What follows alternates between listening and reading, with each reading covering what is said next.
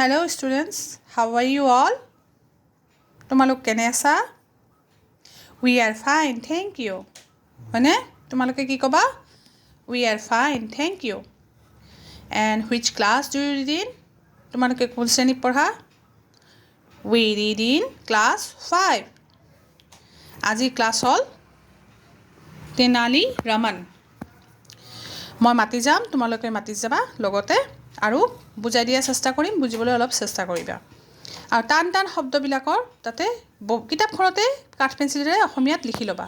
তেতিয়া তোমালোকে যেতিয়া পাঠটো পঢ়িবা, পঢ়িলে কি হ'ব, অসমীয়া শব্দবোৰ বুজি পাবা, ভাল পাবা তেতিয়া পাঠটো পঢ়ি পেলাই। Tenali Raman was a courtier in a king's court.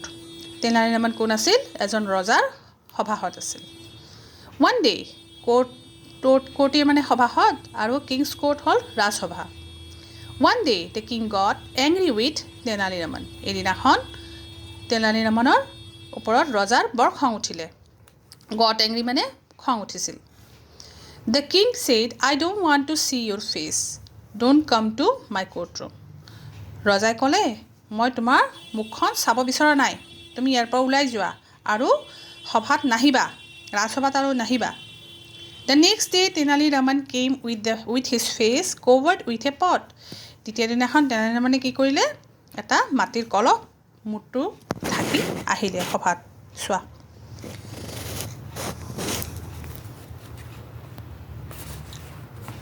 The next day Tenali Raman came with his face covered with a pot. He made 3 holes in the pot. সি কি কৰিলে? 3টা ফুটা কৰি ল'লে। হোল মানে ফুটা। There were 2 holes for his eyes and 1 hole for his nose and mouth. 2টা ফুটা কৰিলে চকুৰ কাৰণে আৰু এটা ডাঙৰকৈ ফুটা কৰিলে মুখ আৰু নাকৰ কাৰণে। On seeing Tenali Raman, the king said, Tenali ৰামানক যেতিয়া ৰজাই দেখা পালে তেতিয়া কি ক'লে? Why have you come again? তুমি আকৌ কিয় আহিলা? And why are you covering your face with the pot? আৰু তুমি এই মাটিৰ পাত্ৰৰে বা কলহটোৰে তুমি কেলেই ঢাকি লৈ আহিছা মুখখন? Tenali Raman replied, Your Majesty, Maharaj, you said you didn't want to see my face. আপুনি কৈছে যে আপুনি মোৰ মুখখন চাব বিচৰা নাই। কৈছিলে, সেইকাৰণে মই এটা পাত্ৰৰে ঢাকি লৈ আহিছোঁ, মুখখন ঢাকি লৈ আহিছোঁ।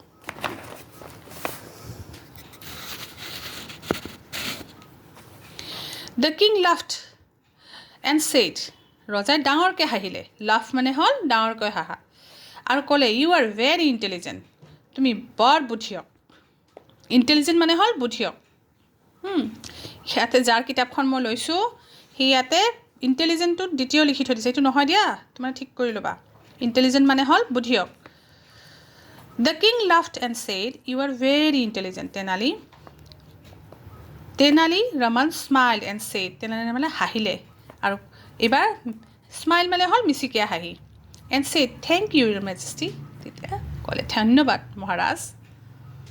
তোমালোকে বুজি পালা? ইয়াৰ পাছত ইয়াৰ পাঠৰ এইখিনিত 22টো এক্সাৰচাইজ হয়। Rearrange the following sentences to complete the story.